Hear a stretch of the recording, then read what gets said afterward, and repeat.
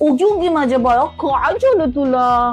अच्छा लागलं तुला? अच्छा नाक लयचे शोना माझा. लहान मुलं आपल्या आजूबाजूला असले की नाही तर आपण असंच वागतो, असंच लाडे लाडे त्याच्याशी बोलतो आणि खूप छान ते कॉन्व्हर्सेशन असतं, हो की नाही? आणि आपल्याला पण मजा येते. परंतु जर तुम्हाला लहान मुलाला चांगल्या पद्धतीने वाढवायचं असेल तर त्यांच्याशी दरवेळेला असं लाडे लाडे बोलण्याची अजिबात गरज नाही. जर तुम्हाला तुमच्या मुलांना समजूतदार बनवायचं आहे तर मग त्यांच्याशी अशा प्रकारे कॉन्व्हर्सेशन करा जसे की तुमच्यासमोर एखादी मोठी व्यक्ती उभी आहे, एखादा अडल्ट उभा आहे. परंतु त्यांच्याकडून रिॲक्शनची अपेक्षा मात्र अजिबात करू नका की ते सुद्धा तुम्हाला रिॲक्ट करतील जसं काही एखाद्या मोठ्या व्यक्तीने केलं पाहिजे, एखाद्या अडल्ट व्यक्तीने केलं पाहिजे. नाही, त्यांची रिॲक्शन ही लहान मुलांसारखीच राहू द्यात.